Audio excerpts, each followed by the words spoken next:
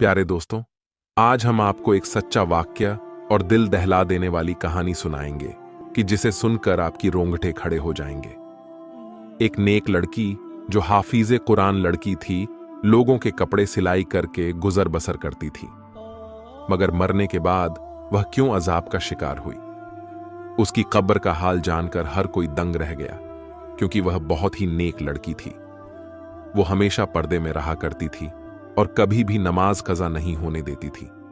मगर लोगों के इसरार पर जब उसकी मां ने उस लड़की की हकीकत बताई तो यह जानकर सबके रोंगटे खड़े हो गए। लिहाजा आप लोगों से यही गुजारिश है कि इस वीडियो को आखिर तक जरूर देखें, तभी आपको पूरा मामला समझ में आएगा। क्योंकि बहुत सारी औरतें आज ऐसी गलतियां और गुनाह किया करती हैं। इसलिए आज की कहानी बहुत ही इबरतनाक और सबक हासिल करने का जरिया है, और खासकर उन औरतों और मर्दों के लिए है जो इस तरह के काम किया करते हैं। मगर लोग तो अनजाने में ये सब गुनाह कर जाते हैं और गुनाह करके पता भी नहीं चलता है, जिसकी वजह से उन्हें बहुत सख्त अजाब का सामना करना पड़ सकता है। तो चलिए कहानी को शुरू करते हैं। पाकिस्तान के मुल्तान शहर में हबीबा नाम की लड़की अपनी बूढ़ी मां के साथ रहती थी। उस बूढ़ी औरत का शौहर यानी हबीबा के बाप का कैंसर होने के कारण पिछले साल इंतकाल हो चुका था। हबीबा की मां ने हबीबा को बचपन से ही मदरसे में पढ़ाया और हबीबा को किसी तरह से हाफिज कुरान यानी कुरान जैसी पाक किताब को हिफ्ज करने की सादत हासिल की। प्यारे दोस्तों, हम आपको बता दें कि कुरान पाक को मुकम्मल जुबानी याद करने को ही हिफ्ज करना कहते हैं, क्योंकि हमारे हिंदुस्तान के हिंदू भाई लोग और दीगर मजहब के लोग भी हमारे वीडियोस को देखते हैं। इसी वजह से यह सब बताना जरूरी है, नहीं तो फिर कहानी समझ में नहीं आएगी। तो चलिए कहानी में आगे बढ़ते हैं। हबीबा ने कुरान शरीफ मुकम्मल हिफ्ज छोटी उम्र में है ही कर ली थी। हबीबा मदरसे में पढ़ने के साथ साथ स्कूल भी जाया करती थी। हम आपको ये भी बता दें कि हबीबा के घर बहुत ही गरीबी थी। इसी वजह से हबीबा की मां अपने बेटी को पढ़ाई के साथ साथ सिलाई का काम भी सिखाई थी, क्योंकि हबीबा के घर के पास में ही एक औरत सिलाई और कढ़ाई का काम किया करती थी। हबीबा की मां ने हबीबा को उसी के पास भिजवाकर सिलाई का काम सिखाई। फिर जब हबीबा ने सिलाई का काम मुकम्मल सीख लिया, फिर हबीबा ने मोहल्ले की लड़कियों की कपड़े सीने शुरू कर दिए और वहां से कुछ रकम हासिल करती। हबीबा बस इतना कमाना चाहती थी कि और कुछ नहीं तो घर का खाना पीना ही चला सके, यानी कि उन मां बेटी की 2 वक्त की रोटी चल सके। और खुशी की बात यह थी कि सारे मोहल्ले की लड़कियां हबीबा के पास ही कपड़े सीने आते थे, क्योंकि हबीबा बहुत ही अच्छे तरीके से और फिनिशिंग के साथ कपड़े बनाया करती थी, जो कि लड़कियों को बहुत ही पसंद आता था। हबीबा बहुत ही मेहनती लड़की थी। हबीबा के कुछ उसूल थे जिससे वह कभी पीछे नहीं हटती थी, क्योंकि अभी भी कितनी देर से उसके पास 2 औरतें बैठी हुई थीं। बार बार कपड़े सिलाई के लिए इसरार किए जा रही थीं, लेकिन हबीबा ने एकदम ना कर दिया और मुंह घुमाकर उन्हें जवाब दे दिया कि वह उनके कपड़े नहीं सी सकती। वह औरतें हबीबा की मिन्नतें करने लगीं और हाथ पकड़कर हबीबा से कहने लगीं, हबीबा देखो, इनकार ना करो, तुम सबके कपड़े सिलाई करती हो और बहुत अच्छे से सिलाई करती हो, इसलिए हम सबको छोड़कर तुम्हारे पास ही कपड़े सिलवाने आए हैं। हबीबा आप ही हमारे कपड़े भी सिल दो, बहुत महंगे कपड़े खरीदे हैं हमने। किसी ऐसी टेलर को देकर हम अपने कपड़े खराब नहीं करवाना चाहते। तुम तो जानती हो तमाम गली मोहल्लों की औरतें तुमसे ही कपड़े सिलवाते हैं। तुम कम दाम में बहुत अच्छी सिलाई करके देती हो और कपड़े पहनने में भी बहुत अच्छे लगते हैं। हबीबा तो इतनी देर तक खामोश ही रही और उन औरतों की बातें सुनती रही। फिर हबीबा ने तंग आकर बोल ही दिया, लेकिन जैसा डिजाइन आप लोग बोल रही हो, इस तरह के कपड़े मैं नहीं सिलती। उन कपड़ों में पूरे पूरे बाजू नजर आएंगे। शलवार का डिजाइन भी ऐसा होगा कि पिंडलियों से ऊपर पांव दिखेंगे। तौबा तौबा, मैं ऐसे कपड़े कैसे सिल सकती हूं? हबीबा ने यह बोलकर साफ साफ इनकार कर दिया कि मैं आप लोगों की कपड़े हरगिज नहीं सी सकती। वह औरतें कहने लगीं, हम तुम्हें 600 सिलाई देने की बजाय 1000 जोड़े की सिलाई देंगी। हमें तुम्हारे हाथ की सिलाई बहुत पसंद है। तुम बहुत नफासत से काम करती हो। हबीबा खड़ी हुई और कहने लगी, नहीं बाजी, मैं सिलाई नहीं करूंगी। और फिर वह अपने बावर्ची खाने की तरफ चली गई। हबीबा की अम्मा ने शर्मिंदगी से उन दोनों औरतों से माजरत की और कहने लगी, मेरी बेटी थोड़ी पर्देदार है, वह इसलिए इस तरह के कपड़े नहीं सिलती है। वह दोनों औरतों के जाने के बाद हबीबा की मां ने हबीबा से कहा, बेटी, तुम क्यों नहीं कपड़े ले ली सीने के लिए? क्यों रोजी को धक्का देती हो? आखिर तुम कपड़े सिलाई क्यों नहीं करना चाहती थी? अगर सी लेती तो 1000 रुपए आ जाते। हबीबा बोली, अम्मा, मैं ऐसे बेहयाई फैलाने वाली कपड़े किसी को सिलकर नहीं दे सकती। अम्मा, मेरा दिल ये गवारा नहीं करता है कि मैं इस तरह के बेपर्दे कपड़े अपने हाथों से सीऊं। इतना कहकर हबीबा अपना दुपट्टा सेट करते हुए वजू करने चली गई और उसकी अम्मा भी खामोश हो गई। वह जब भी हबीबा से कोई बात करती तो वह इसी तरह के जवाब देती थी। उन्हें अपनी बेटी से बहुत मोहब्बत थी। उसकी मां भी लोगों के घरों का काम किया करती थी और उसकी हबीबा बेटी घर पर मेहनत करती थी। दिन गुजरते गए। ऐसा करते करते हबीबा ने अपने पूरे जहेज का सामान बना लिया। फिर हबीबा की मां ने एक अच्छा सा लड़का देखकर हबीबा की शादी कर दी। जिस लड़के से हबीबा की शादी हुई थी वह लड़का गरीब था। मगर वो लड़का गरीब जरूर था, लेकिन हबीबा की बहुत इज्जत किया करता था। हबीबा की मां ने शादी तय करते वक्त यह कहा था कि मेरा तो कोई सहारा नहीं मेरी बेटी के अलावा, इसलिए मैं अपनी बेटी और दामाद को अपने घर पर ही रखूंगी। वह लोग भी मान गए। इस तरह हबीबा की शादी के बाद अपनी ही मां के घर दोबारा से रहने लगी। उसका शौहर जितने भी पैसे कमाता सब घर के खाने पीने में ही खर्च करते थे, लेकिन घर का गुजारा फिर भी मुश्किल था। शादी के बाद भी हबीबा को कपड़े सिलाई करना ही पड़ते थे। वक्त ऐसे ही गुजरता गया। हबीबा हमल से हो गई, यानी प्रेग्नेंट हो गई। जैसे जैसे हबीबा के बच्चे की विलादत के दिन करीब आ रहे थे, वैसे वैसे हबीबा की परेशानियां और बढ़ती गईं। अब हबीबा से कपड़े सिलाई करना बड़े मुश्किल हो रहे थे। एक दिन हबीबा के पेट में काफी दर्द होने लगा था। हबीबा अपने मां के साथ हॉस्पिटल चली गई पेट का चेकअप करवाने के लिए। चेकअप करने के बाद डॉक्टरों ने बताया कि आप इसी महीने में मां बनने वाली हैं। हबीबा यह सुनकर अल्लाह का शुक्र अदा करने लगी और दोनों मां बेटी हॉस्पिटल से घर आ गए। इधर हबीबा को यह खुशखबरी मिली और उधर से शौहर ने घर आकर बताया उसे नौकरी से निकाल दिया गया है। हबीबा यह बात सुनकर रोने तड़पने लगी कि अब मेरा क्या होगा? मैं इस हाल में भी कपड़े सिलाई करूंगी, क्या मुझे सुकून नहीं मिल सकता? हालांकि हबीबा का शौहर हबीबा का बहुत ख्याल रखता था। जब वह कपड़े सिलाई करने बैठती तो हबीबा को वहीं बैठे चाय भी बनाकर देता, कभी खाना बनाकर देता और बाहर नौकरी भी करता था। अब अक्सर ही हबीबा की अपने शौहर से काम के सिलसिले में बहस करती रहती थी। शौहर से वह बदतमीजी करने लगती, बदजुबानी करने लगती। जब शौहर खाना खाने बैठता तो आगे से यह कह देती, काम के न काज के दुश्मन अनाज के। वह बेचारा 2 निवाले खाता और उठकर बाहर चला जाता।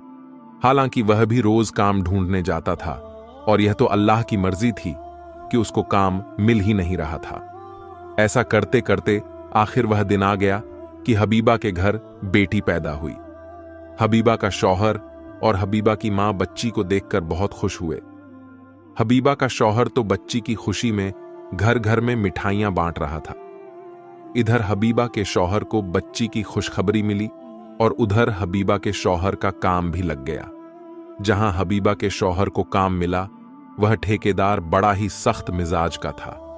मजदूरों के साथ बदतमीजी से पेश आता, उसे बस काम ही प्यारा था। लोग बस मजबूरी के तहत उसके पास काम करते थे और अक्सर वह मजदूरों को गंदी गालियां भी दे दिया करता था। इधर हबीबा के घर का गुजारा मुश्किल हो रहा था। इसी तरह से और भी दिन गुजरते गए। जब बेटी थोड़ी सी बड़ी हुई तो हबीबा ने फिर से अपनी सिलाई स्टार्ट कर दी ताकि उसकी बेटी का खर्च भी पूरा हो सके। जो भी औरतें कपड़े सिलवा कर ले जाती, उनके कपड़ों में से जो कपड़ा बच जाता वह औरतें बचा हुआ कपड़ा हबीबा को दे देती। हबीबा उसी कपड़े से अपनी बेटी के छोटे छोटे फ्रॉक सिलाई कर लेती और उसको पहनाती। इसी तरह वह गुजर बसर कर लेती, क्योंकि हबीबा के शौहर की इतनी कमाई तो नहीं थी कि जिससे वह ज्यादा खर्च कर सके। खाने पीने का बिल और घर का सौदा भी शौहर पूरा कर सकता था। फिर एक दिन अल्लाह का करना ऐसा हुआ कि उन लोगों के घर में मानो जलजला सा आ गया। दरअसल हुआ कुछ यूं कि सुबह का वक्त था। हबीबा अपनी बेटी को नीचे रखकर ऊपर कपड़े सुखाने के लिए छत पर गई हुई थी। इतने में हबीबा की बेटी कोकरोच को देखकर रोने और चिल्लाने लगी थी। हबीबा अपने बेटी की चिल्लाने की आवाज सुनकर अभी वह नीचे आ रही थी कि हबीबा का पांव अचानक सीढ़ियों से फिसला और पहली सीढ़ी से गिरती हुई आखिरी सीढ़ी तक आ गई। उसके सर से इतना खून बह गया कि चेहरे पर पीलापन छाने लगा था। हबीबा की मां रोने चिल्लाने लगी। पूरा मोहल्ला उनके घर में इकट्ठा हो गया। जल्दी से हबीबा के शौहर को खबर कर दी गई। झूमे का दिन था और हबीबा का शौहर इसलिए आज काम पर था कि एक्स्ट्रा जो पैसे मिलेंगे मैं अपनी बच्ची के लिए खिलौना खरीद लूंगा। उस दिन और कोई मजदूर वहां काम नहीं कर रहा था। जब हबीबा के शौहर को बीवी की ऐसी खबर मिली तो जल्दी से अंधाधुंध उसने फैक्ट्री में ताले लगाए और भागकर घर वापस आ गया। चाबी उसने अपनी जेब में रख ली और जल्दी से घर आ गया। डॉक्टर के पास ले जाते जाते हबीबा रास्ते में ही दम तोड़ गई। जब हबीबा की शौहर ने देखा कि उसकी बीवी इंतकाल हो गई है, उसे ऐसा महसूस हुआ जैसे आसमान से उसके ऊपर बिजली गिर गई हो। हबीबा के शौहर को हबीबा की कही बातें बहुत याद आ रही थीं। वह तड़प तड़प कर रो रहा था और हबीबा की मां भी बिलख बिलख कर रो रही थी। हबीबा का शौहर इसलिए भी ज्यादा रो रहा था कि उसकी मासूम सी बच्ची है, उसका क्या बनेगा, बिन मां के कैसे रहेगी। अभी तो वह इतनी छोटी थी कि मां का दूध भी पीना नहीं छोड़ी थी, बल्कि अभी भी दूध पीती थी। यह सब सोचकर वह और भी ऊंची आवाज में रोने लग जाता। हबीबा की अचानक मौत पर हर कोई अफसोस करने लगा। कौन जानता था एक जवान लड़की भरी जवानी में यूं खामोशी से चली जाएगी। हर कोई हबीबा की नेकी के गुण गाया करता था। सभी जानते थे वह कितनी नेक थी, परहेजगार थी, हर किसी का ख्याल रखने वाली थी। हर कोई उसकी तारीफ में लगा हुआ था। हबीबा की मां और शौहर का रो रो कर बुरा हाल हो गया। वह दोनों गम से निढाल थे। फिर तदफीन का वक्त करीब आया और हबीबा का जनाजा उठ गया। हबीबा को करीबी कब्रिस्तान ले जाकर दफना दिया गया। उसे दफनाते वक्त उसका शौहर कब्र के अंदर उतरा था और उसी दौरान उसके जेब में से वह चाबियां निकलकर कब्र के अंदर गिर गईं, जहां काम से वह ताले लगाकर आया था। उसके शौहर को इस बात का पता ही ना चला, क्योंकि जब हबीबा को दफनाया जा रहा था तब शाम का वक्त था। इसी वजह से हबीबा की शौहर को चाबियों का गिरने का कुछ भी पता नहीं चला। वह घर लौट आया। रात होते ही सब लोग अपने अपने घरों को चले गए। सबके जाने के बाद घर बिल्कुल वीरान सा हो गया। हबीबा की सिलाई मशीन सामने ही रखी हुई थी, जिसे देखकर उसकी मां बार बार रोने लग जाती, क्योंकि उसको पहले ही बेवा होने का दुख था और अब बेटी के चले जाने और छोटी नवासे का तन्हा रह जाने का दुख बार बार सता रहा था। हबीबा के शौहर ने हबीबा की मां को संभाला और गोद में अपनी बच्ची को भी बिठाए हुए था। लेकिन एक मां को कहां करार आना था। जिस बेटी ने मां का बाजू बनकर दिखाया था, वह इतनी अचानक चली गई। हबीबा की मां को तो यकीन ही नहीं आ रहा था। बस हबीबा की मां यही बोले जा रही थी कि अभी तो मेरी बेटी कपड़े सिलाई कर रही थी। ये सब क्या हो गया? उसकी मां को किसी भी तरह से यकीन ही नहीं आ रहा था कि उसकी बेटी अब इस दुनिया से जा चुकी है। हबीबा की नन्ही बेटी भी बिलख बिलख कर रो रही थी, क्योंकि वह मासूम सी बच्ची अपनी मां की दूध पीती थी और दूध ना पीने की वजह से और ज्यादा रोने लगी थी। और हबीबा का शौहर नहीं चाहता था कि वह अगले 2-3 दिन काम पर जाए। वह अपनी बेटी का खूब ख्याल रखना चाहता था और वो दिन भर बीवी के गम में बहुत निढाल था। इसलिए वह अपने मालिक को बताना चाहता था कि मैं अगले 3 दिन काम पर नहीं आऊंगा, क्योंकि हबीबा के शौहर के पास ही फैक्ट्री की चाबियां थीं। वह सोचने लगा कि चलो चाबियां मालिक तक पहुंचा देता हूं और मैं 2-4 दिन काम पर नहीं जाऊंगा। यही सोच के जैसे ही हबीबा के शौहर ने जेब को हाथ लगाया तो उसकी जेब में चाबियां नहीं थीं। वह सोच में पड़ गया कि आखिर चाबियां कहां चली गईं। बहुत सोचने के बाद भी उसके दिमाग में आया कि चाबियां तो उसने जेब में ही रखी थीं। हबीबा की मां भी अपने दामाद का परेशानी वाला चेहरा देख रही थी। उसकी सास कहने लगी, सरफराज बेटा क्या बात है? तब सरफराज ने अपनी सास को बताया, मां जी मेरी जेब में चाबियां थीं, वह पता नहीं कहां गिर गई, पता नहीं मस्जिद में गिर गई या कब्रिस्तान में गिर गई। उसी वक्त सरफराज के जहन में यह बात आई कि जब वह कब्र के अंदर उतरा था उस वक्त कहीं चाबियां कब्र में तो नहीं गिर गईं। उसी सोच के आते ही वह बहुत ज्यादा परेशान हो गया, क्योंकि वह ठेकेदार बहुत ही हरामी और गुस्सा करने और गंदी गंदी गाली देने वाला आदमी था। उसने तो सरफराज को छोड़ना नहीं था, जरा सी चाबी के गुम होते ही उसने तो उसकी जान ले लेनी थी, क्योंकि उसको इंसान से ज्यादा उनके काम की फिक्र रहती थी। अभी सरफराज यही सोच रहा था कि ठेकेदार का फोन आ गया और उसने कहा, सरफराज सुन, सुबह बंदे काम पर लगाने हैं तो मुझे अभी और इसी वक्त रातों रात चाबियां देकर जाओ, ताकि मैं बाकी के काम पर सुबह सवेरे मजदूरों को लगा सकूं। इतनी बात सुनकर सरफराज का हलक खुश्क हो गया और बदन कांपने लगा। वह यह भी ना कह सका कि चाबियां कहीं गुम गई हैं। उसने बस कांपते हुए इतना ही कहा कि मैं आपको चाबियां सवेरे पहुंचा दूंगा। अब उसे रातों रात में ही चाबियां तलाश करनी थी। बहुत सोच विचार करने के बाद उसने कब्रिस्तान का रुख किया। रात के 12 बज रहे थे और हबीबा की बेटी अभी नानी के पास सो रही थी। हबीबा का शौहर रात के 12 बजे ही कब्रिस्तान की तरफ कदम बढ़ाने लगा। उसका दिल घबराहट का शिकार था। वह बहुत ज्यादा परेशान होने के साथ साथ खौफजदा भी था। इससे पहले वह कभी भी इतनी रात को कब्रिस्तान नहीं आया था। यह कब्रिस्तान गांव से कुछ दूर में जंगल के पास में था। उसे बिल्कुल भी समझ में नहीं आ रहा था कि वह क्या करे, लेकिन यह भी मजबूरी थी। वह कीमती चाबियां थीं। उसने अपनी लापरवाही से गुम कर दी थी और इन चाबियों को तलाश करते करते वह रात के 12 बजे कब्रिस्तान में पहुंच गया था। कब्रिस्तान एकदम सुनसान लग रहा था। उसके दिल में एक अजीब सी मौत की वहशत थी। हबीबा के शौहर सरफराज का दिल बैठने लगा था। शाम को ही उसने अपनी बीवी को जिस कब्र में दफन किया था वह उसके करीब पहुंच गया। कब्र के पास पहुंचकर सरफराज ने कांपते हाथों से उसने पैरों की तरफ से खुदाई शुरू कर दी। उसका मकसद अपनी चाबियों का खोजना था। अभी उसने थोड़ा हिस्सा ही खोदा था कि गोरखन वहां पहुंच गया। गोरखन कब्र को खोदने वाले को कहते हैं। गोरखन गुस्से से कहने लगा, ये तुम क्या कर रहे हो? क्या तुम कोई कफन चोर हो? हबीबा के शौहर ने घबराकर टॉर्च अपने चेहरे की तरफ किया तो गोवर्धन कहने लगा, तुम तो वही हो ना जिसकी बीवी का शाम में इंतकाल हुआ था। हबीबा का शौहर घबराकर कहने लगा, हां, मैं शाम को अपनी बीवी को यहां दफनाने आया था, लेकिन बीवी को दफनाते हुए कीमती चाबियां मेरी जेब से कब्र में गिर गई हैं और वह चाबियां मेरे लिए बहुत जरूरी हैं। बराए मेहरबानी आप ही मेरी मदद कर दो। यह सुनना था कि वह आदमी जो गोरखन था हबीबा के शौहर की मदद करने लगा। दोनों ने मिलकर बहुत जल्दी अच्छी खासी कब्र खोद ली। गोरखन के साथ मिलने से हबीबा के शौहर का डर भी खत्म हो चुका था और चाबी मिलने की उम्मीद भी जाग उठी थी। कुछ ही देर बाद कब्र पूरी तरह खुल चुकी थी। जब हबीबा के शौहर ने कब्र के अंदर का मंजर देखा तो हबीबा के शौहर के होश उड़ गए।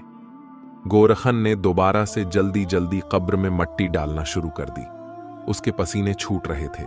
वह कहने लगा, तुम्हारी बीवी कैसी औरत थी जो इसकी कब्र में ऐसा अजब हो रहा है। हबीबा के शौहर को तो खुद भी यकीन नहीं आ रहा था। जो कुछ उसने देखा है वह सच में क्या उसकी बीवी के साथ ही हो रहा था। हबीबा तो बहुत अच्छी और नेक थी। उसकी नेकी का तो हर कोई तारीफ करता था। उसने तो कभी कोई ऐसा गुनाह नहीं किया था जिसकी वजह से उसका यह हाल हुआ। वह परेशानी से तड़पने लगा। मेरी बीवी को ऐसे कौन से गुनाह की इतनी बड़ी सजा मिल गई? गोरखन ने कहा, तुम चाबियों का कोई और इंतजाम कर लो। कब्र में चाबियां ढूंढना बहुत मुश्किल है और तुमने खुद ही देखा ना कि इसका यह अजाब खत्म नहीं हो रहा और वह किस हाल में है। इसकी तरफ से तौबा करो और अगर कोई गुनाह ऐसा है जो इसने अपनी जिंदगी में किया है तो इसके बारे में पता लगाओ ताकि उसकी मगफिरत हो सके। सरफराज रोते रोते अपने घर वापस पहुंचा। हबीबा की मां ने उसे देखा तो कहने लगी, तुम इतनी रात तक कहां थे? मैं कब से तुम्हारे लिए परेशान हो रही थी। सरफराज हबीबा की मां के कदमों में बैठ गया। कहने लगा, अम्मा मेरा चैन सुकून सब लुट गया और अभी भी बुरी तरह कांप रहा हूं। हबीबा की मां घबरा गई, पूछने लगी, बेटा बताओ तो सही क्या माजरा है, तुम इतनी रात तक कहां थे? सरफराज ने बताया, वह चाबियों की तलाश में कब्रिस्तान गया था, लेकिन वहां जाकर तो जो मंजर मैंने देखा, उसके बाद शायद मैं सारी जिंदगी सुकून की सांस न ले सकूं। हबीबा की मां भी डर गई और कहने लगी, पहेलियां ना बुझाओ, सरफराज बताओ तो सही क्या हुआ। और फिर सरफराज ने रोते हुए बताया कि जब हबीबा की कब्र खोदी गई ताकि चाबियों को तलाश किया जाए, तो कब्र का मंजर देखकर मेरे होश उड़ गए। अम्मा हबीबा जैसी नेक औरत को इतना सख्त अजाब हो रहा था, मैं आपको बता नहीं सकता। हबीबा के होंठों पर आग जल रही थी और वह बुरी तरह चीखे मार रही थी। मैंने आग बुझाने की कोशिश की तो मुझे उसके स्याह होंठ नजर आए जो बहुत बड़े हो चुके थे, जैसे लटक गए हों, जबकि बाकी का जिस्म सलामत था। थोड़ी देर के लिए आग बुझी और फिर दोबारा भड़क उठी। पहले तो मैं समझ नहीं सका, यह खुदा की तरफ से अजाब है, लेकिन गोरखन ने मुझे बताया कि यह अजाबे इलाही है और सिर्फ इसके होंठों को जला रहा है। सरफराज रोते हुए कहने लगा, अम्मा समझ नहीं आता, इसके होंठों पर आग क्यों लगी थी? वह तो इन होंठों से हर वक्त अल्लाह का जिक्र किया करती थी। उसने कभी किसी की इन होंठों से बुराई नहीं की थी। वह अच्छी औरत थी। हबीबा की मां और उसका शौहर ऐसे ही सारी रात रोते रहे और अल्लाह ताला से हबीबा की मग़फ़िरत के लिए दुआएं मांगते रहे। फज्र की अजान हुई तो हबीबा की मां कहने लगी, मस्जिद के इमाम साहब को खामोशी से सारी बातें बताओ और पता करो क्या मामला है। मेरी बेटी के साथ ऐसा क्यों हो रहा है? क्या उससे कोई गलती हुई? इमाम साहब बहुत ही नेक और पहुंचे हुए इंसान हैं। यकीनन वह हमारी जरूर मदद करेंगे। सरफराज को भी यह बात मुनासिब लगी। इस मसले का अगर कोई हल बता सकता था तो वह इमाम साहब ही थे। सरफराज नमाज के लिए गया तो नमाज के बाद उसने मस्जिद के इमाम साहब को रोक लिया और तन्हाई में उन्हें रोते हुए सारी बात बता दी।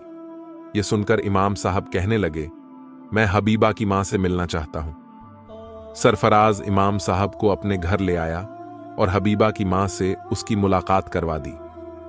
इमाम साहब पूछने लगे, अम्मा बताओ, हबीबा कहीं किसी की चुगली तो नहीं करती थी या कोई ऐसा गुनाह जो उसके मुंह से होता हो? हबीबा की मां कहने लगी, नहीं, मेरी बच्ची सिर्फ सिलाई का काम करती थी। उसे इतनी फुर्सत कहां कि वह आस पड़ोस में जाए या अपनी सहेलियों को अपने पास बुला ले। फिर यह सुनकर इमाम साहब ने एक ऐसा सवाल किया जिससे हबीबा की मां चौंक उठी।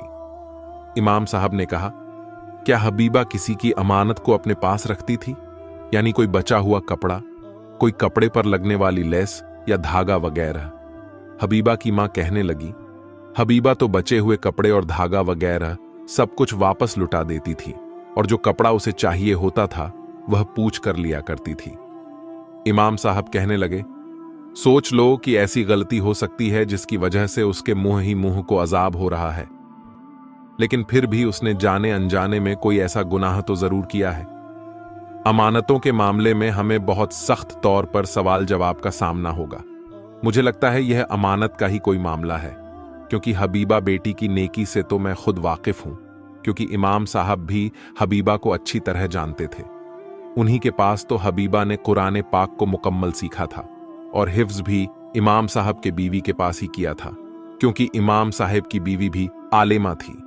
इमाम साहब कहने लगे, मां जी, फिर भी बेटी की कोई ऐसी बात सोचकर बताओ जो वह किया करती थी और उस आदत का ताल्लुक हबीबा के होंठों से हो।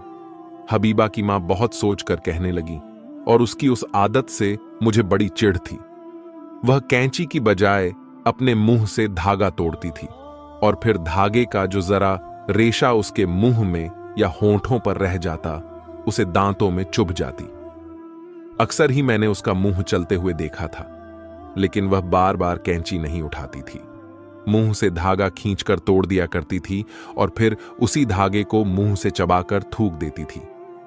बहुत बार मैंने उसे समझाया कि इस तरह होंठ भी कट सकता है, लेकिन वह अपनी आदत में पक्की हो चुकी थी। यह सुनते ही इमाम साहब कहने लगे, तो फिर हो सकता है यह अजाब उसी धागे के जरिए की वजह से हो, क्योंकि जब हबीबा की मौत हुई थी तो इससे पहले वह कपड़े सिलाई करती करती उठकर सीढ़ियों की तरफ गई थी। शायद उसकी मौत के वक्त वह धागे का जर्रे उसके मुंह में रह गया हो और उसी धागे की वजह से उस पर अजाब हो रहा हो। सिलाई के बचे हुए सामान के साथ धागे का एक जर्रा सा टुकड़ा भी उस शख्स की अमानत कहलाता है जो कपड़ों की सिलाई के पैसे देता है। सारी बची हुई चीजों की तरह धागा और दूसरी चीजें भी वापस करना जरूरी होती हैं। बेहतर है कि आप लोग इस तरह से मगफिरत की दुआ करें, और जो लोग भी हबीबा से कपड़े सिलवाते थे उन सब से बात करके हबीबा की आदत के बारे में बताएं और इसके लिए माफी मांग लें। यह सुनकर हबीबा की मां बहुत ज्यादा परेशान हुई। बज़ाहिर तो यह बहुत मामूली सी बात थी, लेकिन उसकी वजह से हबीबा को इतना सख्त अजाब होगा यह उनके गुमान में भी ना था। फिर हबीबा की मां ने उन सब लोगों को अपने घर में जमा किया जिन्हें हबीबा कपड़े सिलाई किया करती थी, और सबको हबीबा की इस छोटी सी आदत का बताकर हबीबा की मगफिरत के लिए हाथ जोड़े। लेकिन यह कोई ऐसी बड़ी बात तो थी नहीं, इसलिए सब ने फौरन माफ कर दिया।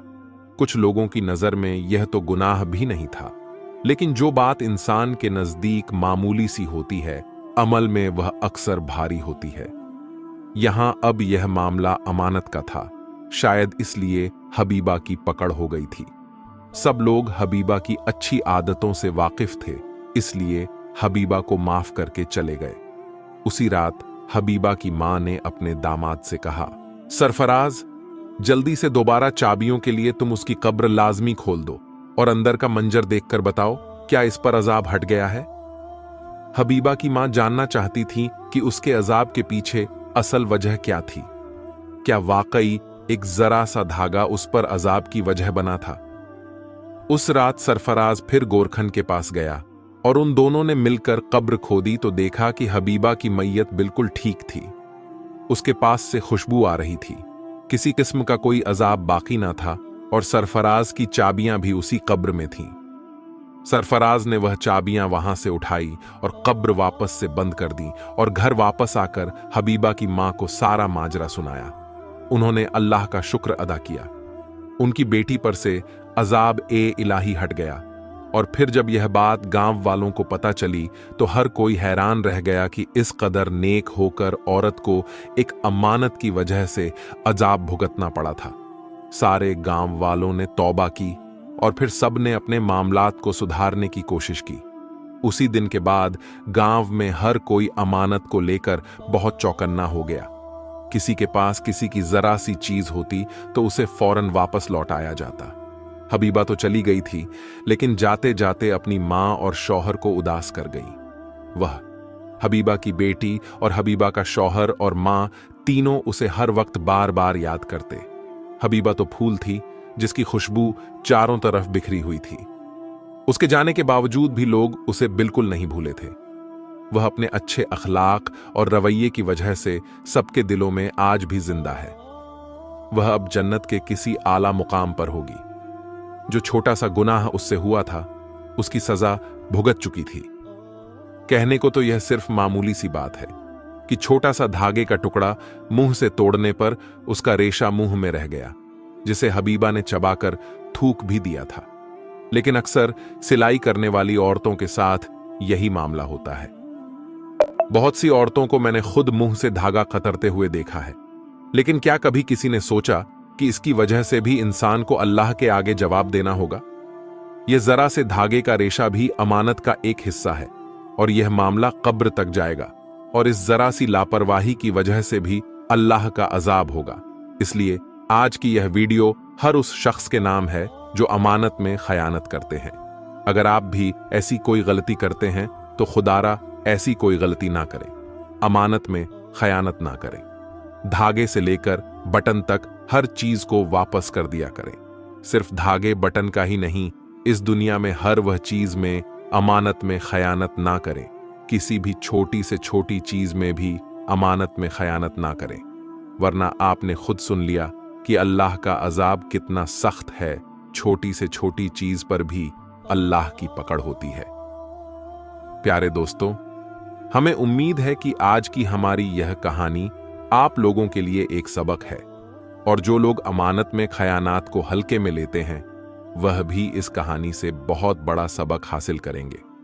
और भी ऐसी ही वीडियोस देखने के लिए हमारे चैनल को सब्सक्राइब करके हमारी फैमिली का हिस्सा जरूर बनाएगा।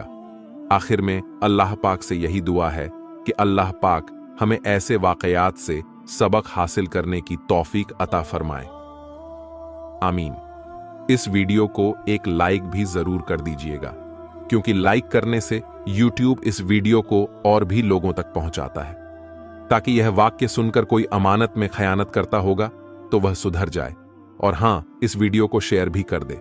हो सकता है आपका एक शेयर से यह बात किसी के दिल में उतर जाए और हम सब के लिए सदकाए जारिया बन जाए। आमीन। दोस्तों, जाते जाते बता दे कि हमने 4 वीडियो आपके लिए मोबाइल की स्क्रीन पर लगाया है, जो कि बहुत ही अच्छी कहानियां हैं। अगर अभी आपके पास टाइम है तो इन सारे वीडियोस को भी जरूर से देखिएगा। मिलते हैं अगली वीडियो में, तब तक के लिए अल्लाह हाफिज।